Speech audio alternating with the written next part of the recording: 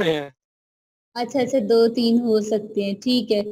So students, we were talking about basically that infantile or childhood amnesia is basically a type of amnesia or a memory disorder in which we do not remember the first 3 to 4 years of our childhood. ठीक है, मैं आपको पहले भी अभी 7 to 8 years का I think so, तो छोटे छोटा था जब वो like he came to our house in every summer.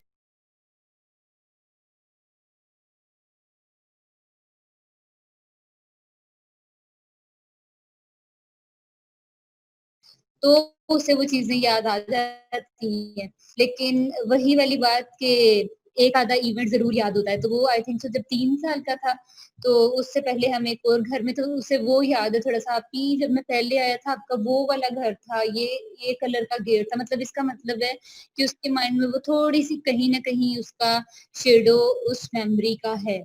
ठीक है, लेकिन एज सच आप देख लें कि उसे अपना पूरा चाइल्डहुड तो नहीं याद ना, कि वो जो मैं जब 3 या 4 साल का था तो मेरे मतलब और फर्दर क्या क्या इवेंट्स हुए या मैं कहाँ गया, किससे मिला, ये चीजें नहीं याद। तो basically this type of amnesia is known as childhood amnesia और infantile amnesia. Students, short question के पॉइंट ऑफ व्यू से ये जो आपकी अमनेजिया की तीनों टाइप्स हैं, it is very much important. Mostly a question came that is differentiate between anterograde and retrograde amnesia. ठीक है, मैम ये कई शॉर्ट। बार तीनों का कंपैरिजन भी आ जाता है मैम।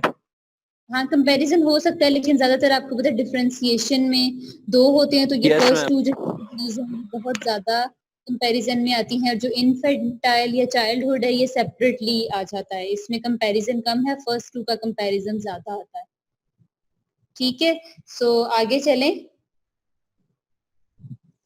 Yes ma'am.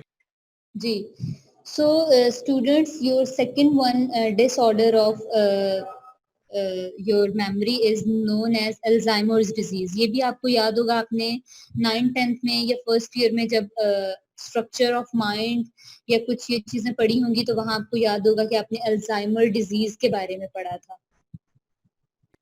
नहीं मैम, अल्जाइमर डिजीज नहीं था हमारे बुक में। नहीं था? नेशनल बुक फाउंडेशन की बुक में नहीं था मैम। अच्छा अच्छा, चलिए, हो सकता, मुझे याद है कि हमने पढ़ा हुआ है, I think so, in matric और एफएससी। ठीक है, नहीं मैम, चलें। ये फर्स्ट ईयर में था मैम, सरगोदा बोर्ड में, लेकिन नेशनल बुक फाउंडेशन की बुक में नहीं था। Okay, okay.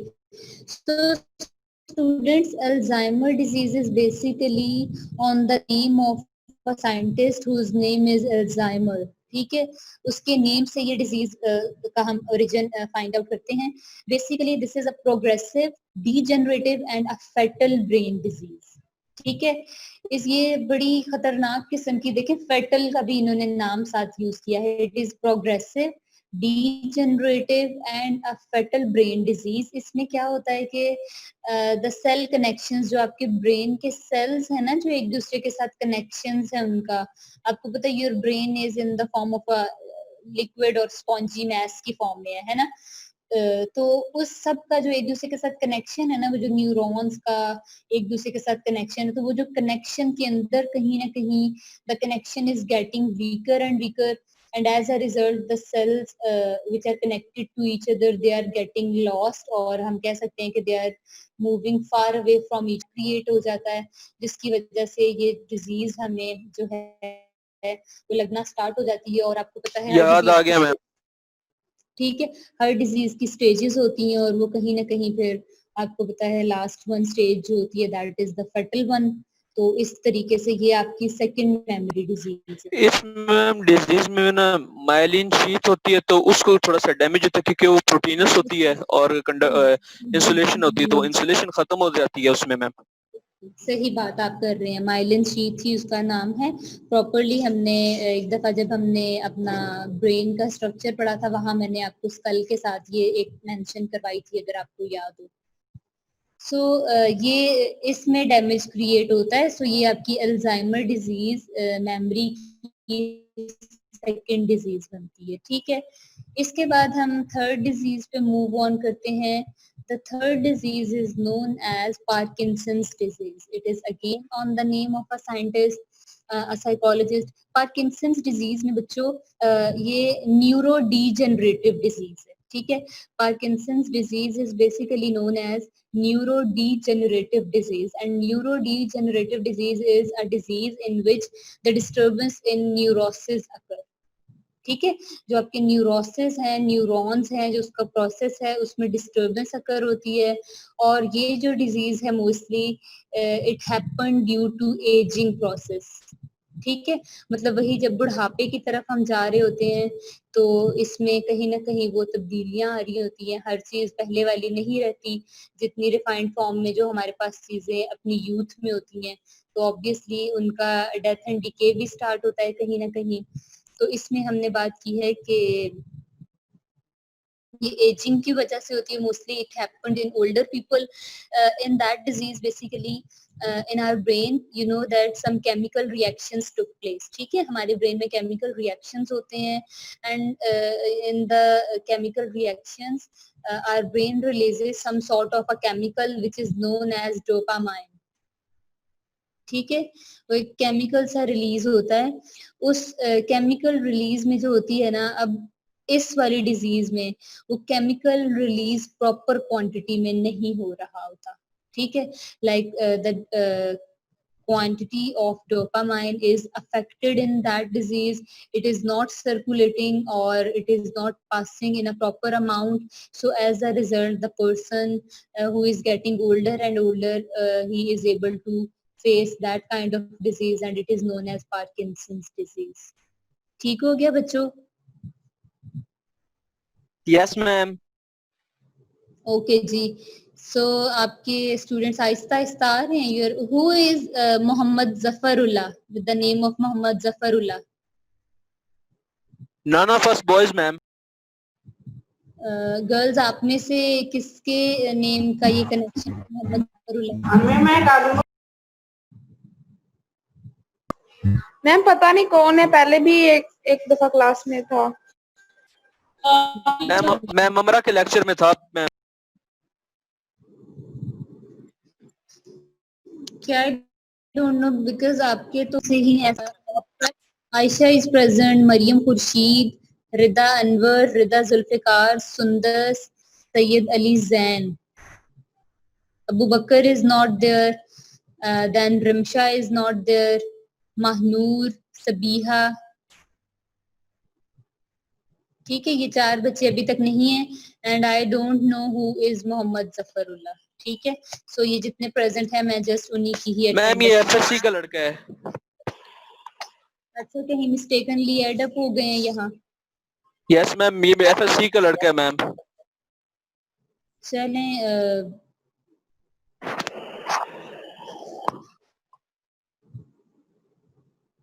okay, so class we were discussing the diseases. Parkinson disease तक आपको समझ आ गई होगी. So just move on the fourth one disease. The fourth one disease is known as schizophrenia. ठीक है, schizophrenia is basically a mental illness or a mental disorder in which you are having some sort of abnormal perception, abnormal thinking, abnormal behavior या abnormal emotions. ठीक है, इसमें हमारी thinking, perception और इन चीजों में कहीं ना कहीं एबनॉर्मैलिटी कॉज हो रही होती है. हमारे आपका बिहेवियर का कह सकते हैं. इसमें जो ज्यादातर चीजें आती है इसको एक सेकंड नेम भी दिया जाता है, डिल्यूजन. डिल्यूजन आपको पता है बेसिकली फॉल्स बिलीव्स को कहते हैं. ठीक है, मतलब धोखा, शराब जिसे कहते हैं. ठीक है, डिल्यूजन, धोखा, शराब. ठीक है, तो इसमें क्या है, शिजोफ्रेनिक डिजीज में बेसिकली हम एबनॉर्मल परसेप्शंस, थिंकिंग, इमोशन, ये चीजें फेस करते हैं. Do you heard a concept और a name of hallucination? Yes ma'am. ठीक है, तो इसको हम कहीं ना कहीं हेलुसिनेशन के साथ भी बच्चों रिलेट कर सकते हैं. हेलुसिनेशन तो मैम किसी ड्रग वगैरह से तो होता है ना मैम? लाजमी नहीं है ड्रग वगैरह से हो. हेलुसिनेशन आपको एक ये डिसऑर्डर है जो नर्वस सिस्टम से ही कहीं ना कहीं इसका अराइज होता है. ठीक है। So it is a kind of delusion, और ये सेंसरी परसेप्शन है इसमें आपकी, like it is a kind of sensory perception of something that does not exist but you feel that it exist. ठीक है, डिल्यूजन, धोखा, मतलब इसमें ना ये जो हम इसमें ज्यादातर हेलुसिनेशन में हम एग्जांपल देते हैं कि जिस जिन भूतों की, या हम कहते हैं कि मुझे लग रहा है कि इसमें ज्यादातर ये होता है कि इंसान जो सोचता है ना कहीं, और फिर उसे लगता है कि जो जैसा उसने सोचा था वैसा ही हो गया है। I have an example, ma'am. Okay जी, यू कैन रिलेट इट। अगर लिटरेचर वाले बंदे माइंड खोल लें मैम, बिल्कुल। मोस्टली ये होता है फिल्मों में मैम, बंदा किसी की यादों में खोया होता है और आसपास वही महसूस हो रहा होता है। हाँ, यस यस, बिल्कुल, that is delusion basically, that is तुम मेरे साथ होते हो गोया जब कोई दूसरा नहीं हो। जी। तो इसमें इसको हमने देखे, हमने पहले नाम दे दिया ना इसे, it is like a false belief, और it is a deluded state या मिसलेड स्टेट। ठीक है, डिल्यूडेड या मिसलेड स्टेट होती है ये, कि जहां हमने लाइक हम कह सकते हैं कि किसी चीज के साथ इसका सच रिलेशन, फॉल्स बिलीफ है, एरर है एक किस्म का। ठीक है, तो ये हेलुसिनेशन होती है बेसिकली, और हेलुसिनेशन से रिलेटेड आप इंशाल्लाह ताला आने वाले अपने कुछ सेमेस्टर्स में, आई थिंक सो इन 4th और 5th semester, you are going to read a novel that is known as Lord of Flies. ठीक है, लॉर्ड ऑफ फ्लाइज आप एक मैम नॉवल वो 4th पढ़ेंगे। सेमेस्टर में है। हाँ, 4th में, बिल्कुल, मैंने कहा ना 4th या 5th में है। तो विलियम गोल्डिंग का एक नॉवल है Lord of the flies, very interesting story. तो उसमें हेलुसिनेशन का कॉन्सेप्ट प्रॉपरली आएगा। ठीक हो गया।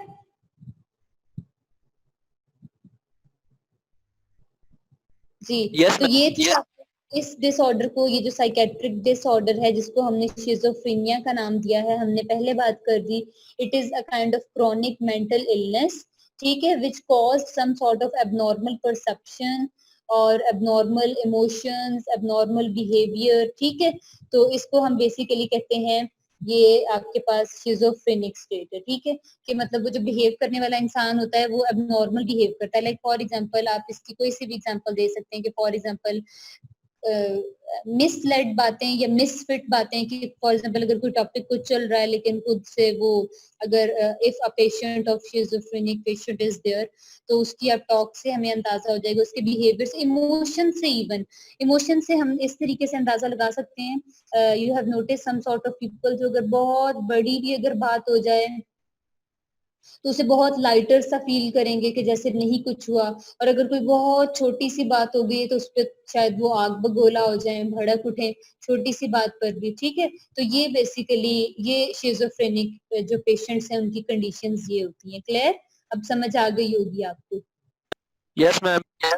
Okay जी, so students, the fifth one disease is known as, schizophrenia के बाद एक fifth one disease है, it is known as Huntington's disease। ठीक है, again Huntington's disease is on a name of a writer, on a name of a आप कह लें कि person।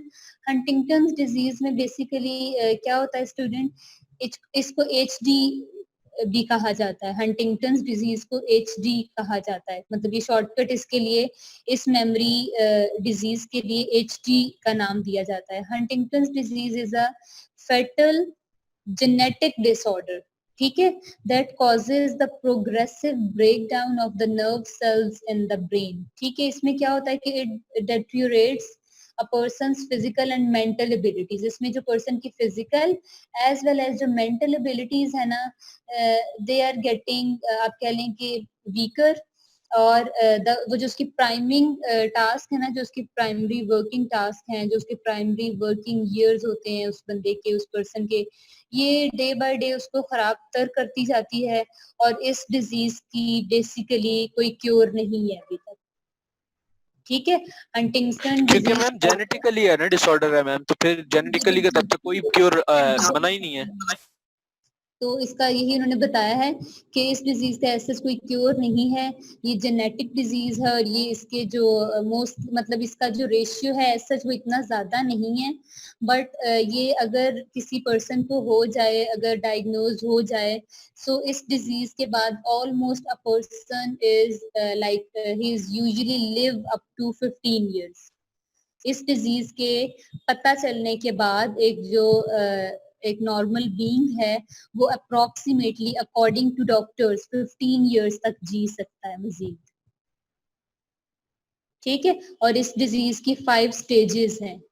क्लियर? सो आपको पता है 5th वन ही लास्ट वन स्टेज है, तो उसके बाद फिर मतलब 1 to 5 तक इसकी स्टेजेस हैं, और उन्हीं स्टेजेस के दौरान फिर कहीं ना कहीं अभी तक जो डॉक्टर्स ने इस चीज का आइडिया लगाया है वो यही है कि that in Huntington's disease a person live up to 15 years after diagnosing the symptoms. Symptoms इसके हैं, इसमें अगर इसके हम कुछ सिम्टम्स की बात करें, the symptoms are having like number one is a patient is facing some difficulty in concentration।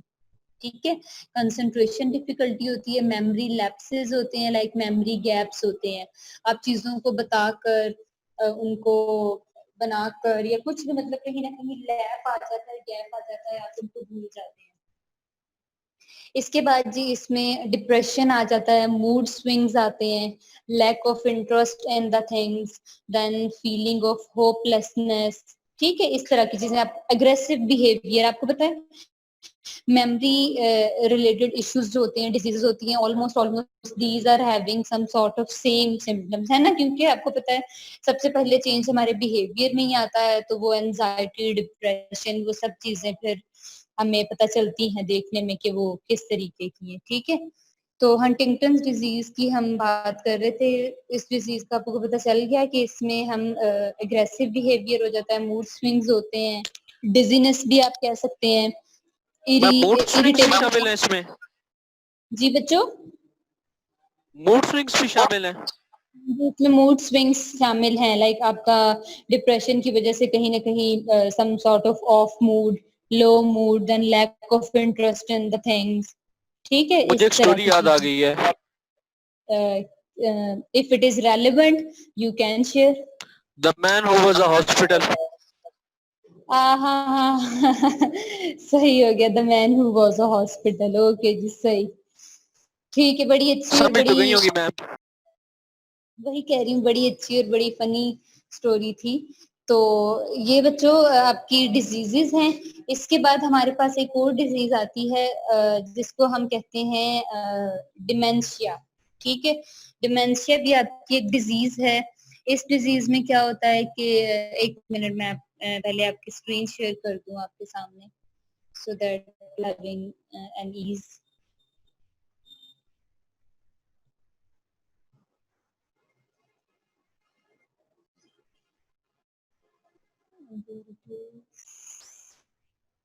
Yes.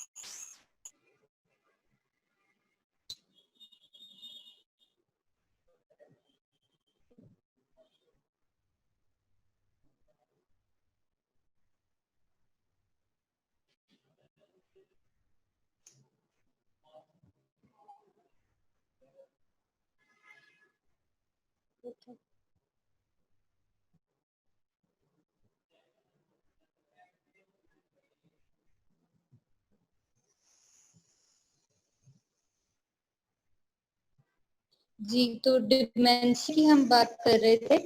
आपकी स्क्रीन शेयर नहीं हो रही।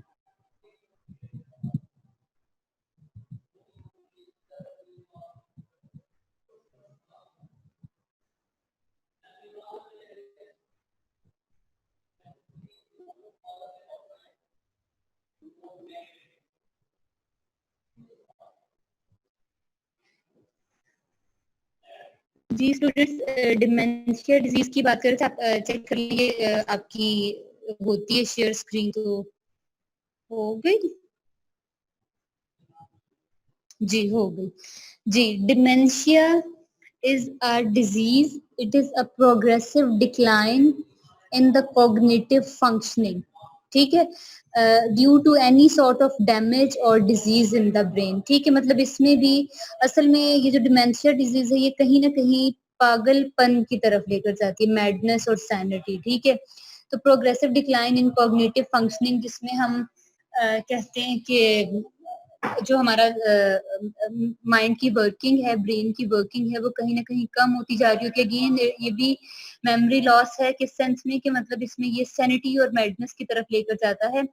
ये भी आपका कहीं ना कहीं किसी डैमेज या डिजीज की वजह से हो सकता है। ठीक है, डैमेज की वजह से आप देख लें कि फॉर एग्जाम्पल आप किसी एक्सीडेंट के रिजल्ट में, किसी स्ट्रोक की वजह से, किसी ट्रॉमा की वजह से आपने नोटिस किया होगा कि कुछ लोगों को ऐसे पागलपन के कोई सदमा आपने मूवीज वगैरह में या कहीं कभी अपनी रियल लाइफ में देखा होगा कि फॉर एग्जांपल अगर किसी फॉर एग्जांपल किसी का फैमिली में कोई मर्डर उसके सामने हो गया है, या उसके किसी बच्चे का, खुदा ना खास्ता अल्लाह माफ करे, उसके किसी लव्ड वन का या कुछ इस तरह, तो वो जो इस तरह की कंडीशंस, इस तरह के कुछ आपने पेशेंट्स या कहीं न्यूज में या कहीं सुना होगा, देखा होगा मूवीज वगैरह में, तो ये असल में डिमेंशिया डिजीज होती है कि जिसमें हमें हमारी फुली तौर पे जो मेमोरी है वो खत्म हो जाती है, डिक्लाइन आना शुरू हो जाता है हमारी कॉग्निटिव फंक्शनिंग में, और हम कहीं ना कहीं वो that particular disease results in a kind of madness. ठीक है, आई हैव एन एग्जांपल, मुझसे लाइव एग्जांपल तो नहीं कोई आ रही, but I am having an example of a movie. एक पंजाबी मूवी मैंने देखी थी बहुत पहले, इट्स नेम पता नहीं मुझे नेम क्या था, पंजाबी मूवी थी, उसमें लड़की के शादी तो नहीं थी? नहीं पता नहीं, that was Indian Punjabi movie. उसमें लड़की ने बड़े शौक से लव मैरिज की होती है, and the husband of the girl was being murdered by the family of the girl. ठीक है, क्योंकि वो अगेंस्ट होते हैं, तो ही they killed the husband of their girl, ठीक है, देयर डॉटर। तो उसके रिजल्ट में द गर्ल गॉट मैड। ठीक है, मतलब वो फुली, वो क्योंकि उसकी आंखों के सामने उसने मर्डर किया होता है, तो वो बिल्कुल पागल हो जाती है, जिस तरह हम कहते हैं ना सदाई हो जाना, पागल हो जाना, कोई इर्द गिर्द सराउंडिंग की होश ना होना, उसके साथ ये सीन होता है। तो वो that is basically an example of dementia. ठीक है, क्योंकि वो देखें, वो जो उसका डैमेज हुआ है वो कहीं ना कहीं किसी ट्रॉमा की वजह से हुआ है, कोई ट्रॉमेटिकल सिचुएशन थी जिस सिचुएशन में उसे फौरन से हिट किया, और at the same time she lost her senses, और वो पहले क्या थी और बाद में क्या बन गई। ठीक है, मूवी, हाँ जी, मूवी का नाम है बच्चों, उस मूवी का नाम था रमता जोगी। ठीक है, देखिए नेम से ही जोगी और वो कुछ इस तरह शो हो रहा है। तो उस मूवी में हमने ये जो सिचुएशन थी ये देखी थी। आपका लिटरेचर में ना बड़ी आसानी हो जाती है कि हम अपने कॉन्सेप्ट्स को ना कहीं ड्रामाज, मूवीज, पोइट्री और लाइव इंसिडेंट्स इनके साथ रिलेट कर लेते हैं। तो चीजें आपको पता है जब किसी रिलेशन में रिलेट करके हमारे पास आ जाए ना, या with the special kind of allusion और रेफरेंस, तो आसान हो जाती है समझने में, है ना।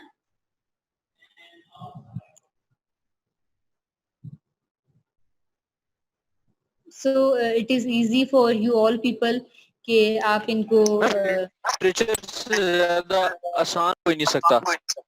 जी, लिटरेचर और डेली लाइफ से बेहतरीन एग्जाम्पल कोई भी नहीं दे सकता, इवन कि साइंस भी फेल हो जाती है। बिल्कुल बिल्कुल। So that's why I am going to discuss these things. So इसमें से मैं ये इसीलिए पहले ही कह रही हूँ आपसे कि आप हैं भी लिटरेचर के students, so we can discuss the things according to the relevancy of the topic. ठीक है, वो हमारे टॉपिक से रेलेवेंट होनी चाहिए, रिलेट करनी चाहिए, हम उनको शेयर कर सकते हैं, रिलेट कर सकते हैं। जिस तरह कल हमें कितनी अच्छी सी एग्जाम्पल शॉर्ट टर्म मेमोरी में गजनी मूवी की हमने ली थी। ठीक है, सो इसी तरीके से हम बात करते हैं आगे। इसी के साथ साथ फिर एक दो और डिजीजेस भी आ जाती हैं बच्चों। एक आपकी डिजीज है, उसका नाम है कर्स्कफ सिंड्रोम। ठीक है, कर्स्कफ सिंड्रोम, इसकी स्पेलिंग है KORSAKOFF, कॉर्सकफ सिंड्रोम। ठीक है, again it is on the name of Korsakoff syndrome, हाँ जी बिल्कुल, लुक्स लाइक इट्स रशियन। हाँ जी बिल्कुल, कर्स्कफ सिंड्रोम। ठीक है, क्योंकि आपको पता है ये इस तरह ये वाले जो वर्ड्स है ना आपके, दैट इज मोस्टली रशियन ये होते हैं, ठीक है। तो इसमें क्या होता है कि इस सिंड्रोम में the people or person is facing some sort of, आप कह सकते हैं कि ये अगेन मेंटल डिजीज है। इसमें क्या होता है कि you are having nutritional depletion की वजह से ये होती है, मतलब जो अब हमारी न्यूट्रिशनल डेफिशिएंसी है ना, स्पेशली एक आपका विटामिन बी में एक सोर्स होता है थायमीन का, ठीक है। थायामीन आप कह लें, थायामाइन डेफिशिएंसी, उसके रिजल्ट में ये डिजीज जो है मेंटल डिजीज, वो हमें कहीं ना कहीं फेस करनी पड़ती है ड्यू टू न्यूट्रिशनल डेप्लीशन की वजह से, ठीक है। Like for example we face some sort of nutritional deficiencies, you know your nutritions are having carbohydrates, vitamins, minerals, proteins, ठीक है। और इसी तरीके से मतलब ये सब चीजें मिल मिलाकर आपके कुछ एलिमेंट्स बनते हैं, कॉन्स्टिट्यूशनल एलिमेंट्स, जो आपके न्यूट्रिशन में डेली बेसिस पर नेसेसरी होने चाहिए, ठीक है। तो उन्हीं एलिमेंट्स में से कुछ हमारे पास न्यूट्रिशनल डेप्लीशन का भी कॉज बनते हैं कि जिनको हम प्रॉपर अमाउंट में, प्रॉपर क्वांटिटी में जिनको हम नहीं ले रहे होते। So as a result we face a kind of syndrome and its name is Korsakoff syndrome. And Korsakoff syndrome causes due to some nutritional deficiencies, especially a thiamine deficiency, which is some sort related to vitamin B.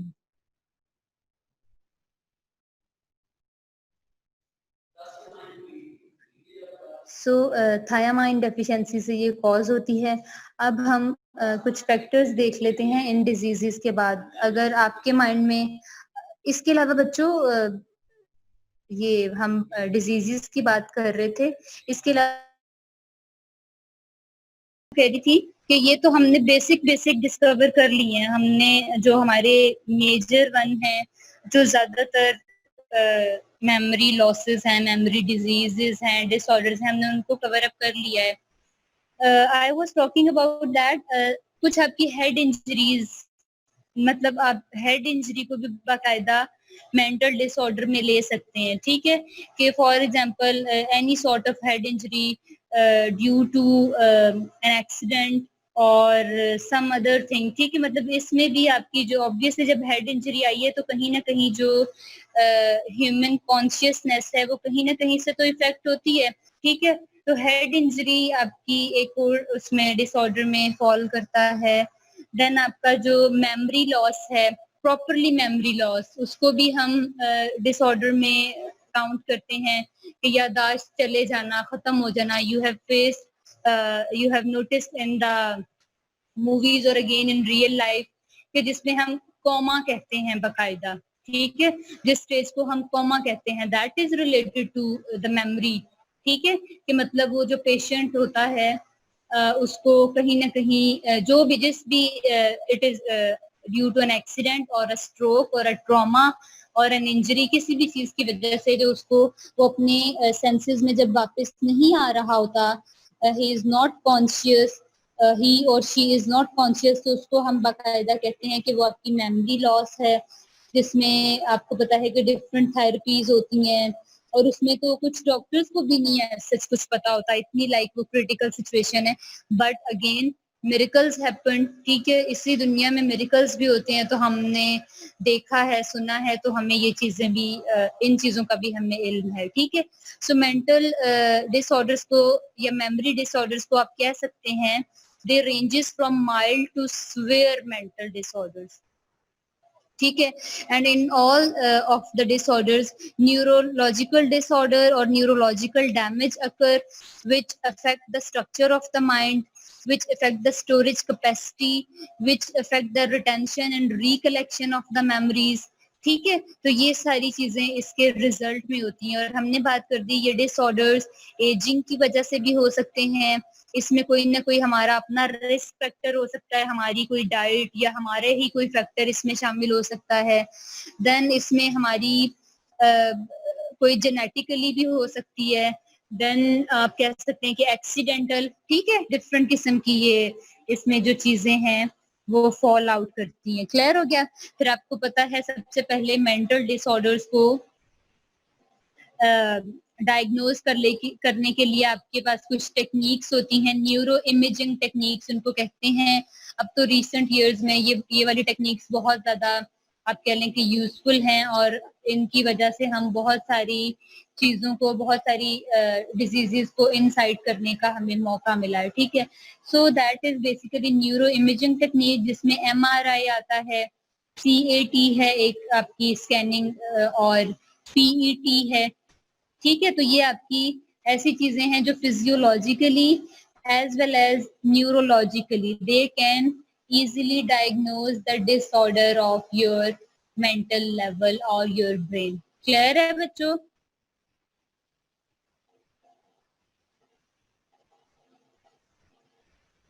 Students, Yes, ma'am. are you listening me?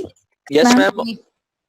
ठीक है, सो अब हम बच्चों बात कर लेते हैं इसके फैक्टर्स की, कि ऑब्वियसली अगर ये सब डिजीजेस हम देखेंगे सर, जस्ट आपने थोड़ी सी इस पे नजर दौड़ाएं तो आपको कुछ फैक्टर्स मिलेंगे। Number 1 factor is stress anxiety. Again आपको है स्ट्रेस एंजाइटी, हमें क्यों कहा जाता है लिव अ नेचुरल लाइफ। किताब दे विच फोन मेरा पिया हुंदा।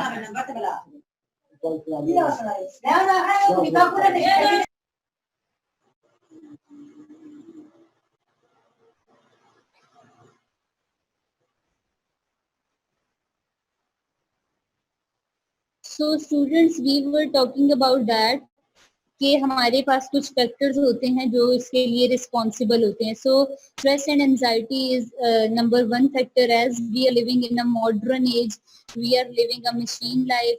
सो स्ट्रेस एंजाइटी तो यहाँ बहुत कॉमन है। ठीक है, हम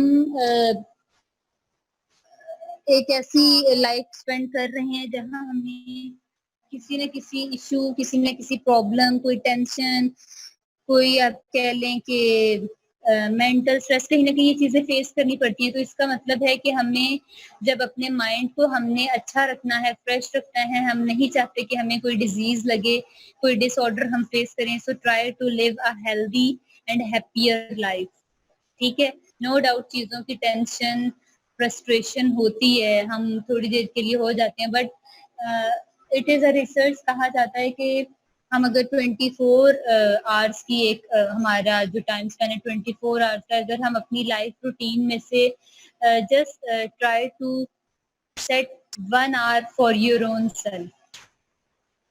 ठीक है, हम सब, मैं, आप, हम सब कुछ ना कुछ अपनी लाइफ में कर रहे होते हैं। हमारी बिजी रूटीन्स घर की भी हो सकती हैं, स्टडी की हो सकती हैं, जॉब की हो सकती हैं। ठीक है, what ever the task is, but the researcher says that if you want to live a healthy, happy and hopeful life, you have to select 1 hour from your daily life for your own self. आप उस 1 hour अपने लिए 1 घंटा select करें, उस दौरान आप खुद को अच्छा फील करवाएं।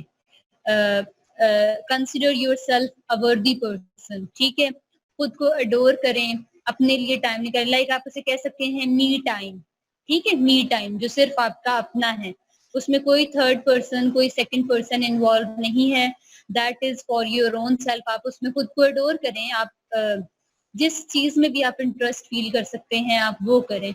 आप कोई म्यूजिक सुनना चाह रहे हैं, मौसम को एंजॉय करना चाह रहे हैं, you are going to sit on the roof, you are going to sit in the terrace, you want to have some sort of tea party for your own self, कुछ अच्छा खाना चाह रहे हैं, कोई भी बच्चों एक्टिविटी हो सकती है, योर फेवरेट वन।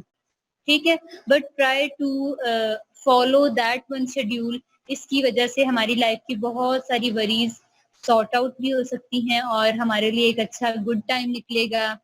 ठीक है, हम सबके साथ घूमते फिरते हैं, बातें करते हैं घर में हमारा, लेकिन कभी खुद की जात को भी टाइम देकर देखें। ठीक है, अपने लिए खुद को एडोर करें, कॉम्प्लीमेंट करें अपने आप को। That brings a positive change in your life. लेकिन उस कॉम्प्लीमेंटेशन या एडोर या इस चीज का ये मतलब नहीं है कि आप बिल्कुल फिर उसके बाद सेल्फ सेंटर्ड बन जाएं, या आप खुद को बहुत ज्यादा आप कहें कि मैं तो अब वो जो जिस तरह कहते हैं ना खुद परस्त, खुद पसंद बन जाएं कि मैं तो बहुत अच्छा, बहुत प्यारा, ये इस तरह की वो फिर वो कॉम्प्लेक्सिटी, नेगेटिविटी भी नहीं होनी चाहिए, बट इन बिटवीन रेंज। ठीक है, तो ये वाले आपके जो रिसर्चर्स हैं, जो आपके साइकोलॉजिस्ट हैं, वो आपको ये वाली चीज सजेस्ट करते हैं.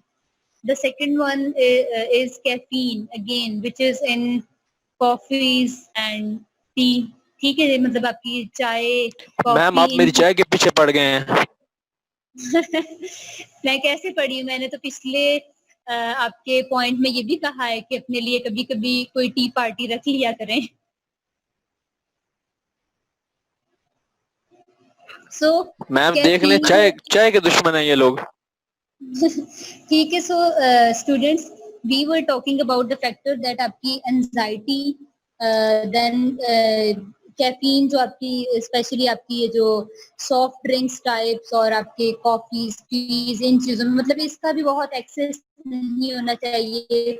Stay away from smoking. ठीक है, smoking also affects your lungs as well as your memory capacity.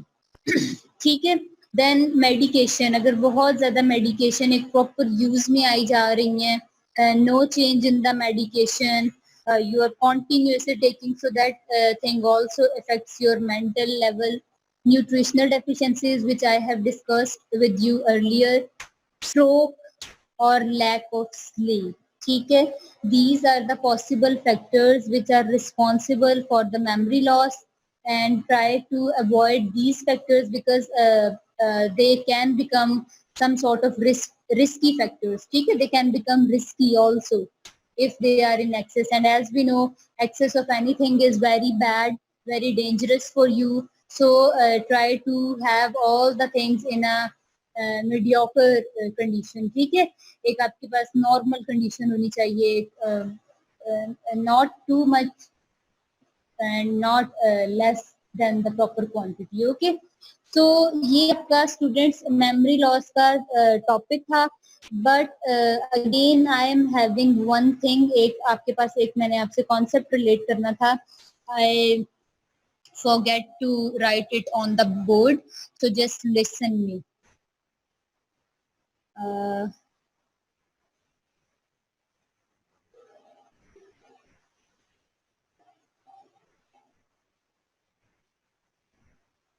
कोई बात नहीं मैम, कल करवा देना. मैं कह रही हूँ कल तो आपकी क्लास भी नहीं है. इट इज मैं कह रही हूँ फिर वो एक छोटा सी चीज फिर नेक्स्ट क्लास में हम अगला इंशाल्लाह ताला 6 स्टार्ट करेंगे. जी बच्चों, आपने आपके साथ कभी ये हुआ है कि आपको लगे कि ये वाली बात मैंने पहले की हुई है? मतलब फॉर एग्जांपल अगर आप किसी से कोई कम्युनिकेशन नॉस्टैल्जिया डिस्कस कर रही है मैम. नॉस्टैल्जिक है, लेकिन उसी को हम एक डिफरेंट नेम के साथ, बिल्कुल अ काइंड ऑफ नॉस्टैल्जिक, लेकिन आप में से फील होता है आप सबको ये कि ये बात मैंने मैम इसकी बड़ी उर्दू की थ्योरी मेरे पास पड़ी है, बस मैम इसके लिए टाइम चाहिए, इस डिस्कशन के लिए बड़ी लंबी डिस्कशन है. अच्छा चलिए ठीक है, मैं आपको एक दफा इसका थोड़ा सा नो हाउ दे देती हूँ, तो फिर इंशाल्लाह ताला फिर हम अपनी कभी अगली क्लास में इस चीज को जो आपकी थ्योरी है उसको इसके रेलेवेंट पढ़ लेंगे. ठीक है. So students, every one of us face a situation in which हमें लगता है कि दैट वी हैव, हम यहाँ आ चुके हैं पहले, हमने ये चीज देख ली हुई है पहले, हमने ये सुनी हुई है बात पहले, या ये बात मैंने पहले की है किसी से. मतलब ये पहले वाली कंडीशन एक डाउट में, इसको असल में ये एक फ्रेंच कॉन्सेप्ट होता है जिसका नाम है डीजा वू.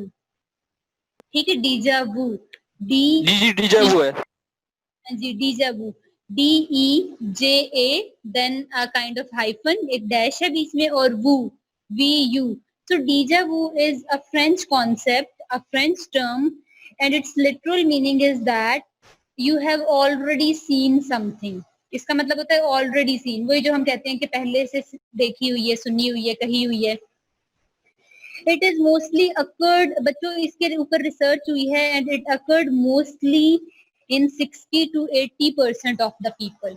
हम में से 60 से 80% लोग इस कॉन्सेप्ट को, इस टर्म को हमने फेस किया हुआ है अपनी लाइफ में, हम देखते हैं, हम इसे एक्सपीरियंस करते हैं. ठीक है. तो इसमें क्या होता है basically, the main cause of this concept is that कि इसमें ना हमारी किसी चीज के साथ स्ट्रॉन्ग फीलिंग्स ऑफ फेमिलियरिटी बन जाती है. ठीक है, ये एक प्रोसेस है डीजा वू, और डीजा वू डिजीज नहीं है. ओके, इसको डिफरेंशिएट कर लीजिएगा. डीजा वू इज जस्ट अ नहीं मैम, कॉन्सेप्ट. डीजा वो डिजीज नहीं है मैम, ये एक वैसे एक मेंटल फैक्टर आ जाता है जिसमें मैम बंदा पास्ट को फ्यूचर प्रेजेंस में पहले एक्सपीरियंस कर चुका होता है, बट वो हुआ नहीं होता. It is a process in which a person is having some strong feelings of affiliation or familiarity, and due to that familiarity उसे लगता है कि ये मैंने चीज पहले देखी हुई है, सुनी हुई है, या मैं यहाँ गया हुआ हूँ, कुछ ऐसा सीन है. ठीक है, तो इसके बारे में ये जस्ट एक थ्योरी है बच्चों, ये जस्ट एक आप कह लें कि कॉन्सेप्ट है. It is not a disease. और हम में से हम 60 to 80% चीजें हम लोग फील करते हैं. मेरे साथ तो ये बहुत ज्यादा होता है डीजा वू का कॉन्सेप्ट. ठीक है, तो इसके बारे में साइंटिस्ट एज सच इतना ज्यादा एक्सप्लोर नहीं कर पाए. उन्होंने एक ही इसका रीजन तलाश किया है कि हमारी कहीं ना कहीं से थोड़ी सी एफिलिएशन, या आप कह लें कि वो होती है, आप कह लें कि फेमिलियरिटी हो जाती है, जिसकी वजह से like it is the feeling in which one has lived through the present situation before. So that concept is basically known as deja vu. कि हमें लगता है we have certain kind of feelings in which we think that we lived through the present situation before. हमें पहले भी हम एक दफा हमने ये बात सुनी हुई है, कही हुई है, देखी हुई है, हम यहाँ से गुजरे हैं, हमने ये ऑब्जर्व किया था, ये वाली सिचुएशन. क्लियर हो गया? सो इसको मैं आपको बताना चाह रही थी कि ये जस्ट आपका एक कॉन्सेप्ट है, इसको हम डीजा वू कहते हैं. And finally that is related to your all chapter which is known as memory. इसको हम summarize इस way में कर देते हैं कि memory से related students you have discovered 3 types of memory: sensory memory, short term memory, then long term memory. And after exploring all these memories and their subcategories, we are going we discuss some disorders related to mental level. Ma'am इसका test कब लेना है? जी, इसका test मैं इंशाल्लाह ताला design कर रही हूँ. I think so yes you can prepare the test. आप इसे प्रिपेयर करना शुरू करें. Start the preparation. I will इंशाल्लाह take the test of that particular chapter in the next week, in any day. अब वो मैं मंडे को भी ले सकती हूँ, ट्यूसडे को भी, या वेडनेसडे को भी. ठीक है, सो मैं उसका शेड्यूल बना लूंगी. लेकिन आप इस चैप्टर को प्रॉपरली जितना हमने पढ़ा है उसको कवर अप करना शुरू करें साथ साथ. एंड इन द इवनिंग और इंशाल्लाह ताला tomorrow I will share you the PDF files and you people are going to take the photocopies and the print of that file. ठीक है, so it is all about today's lecture. Okay students, Okay, ma'am. Take care of yourself. Allah Hafiz, ma'am. Allah Ta'ala see you in the very next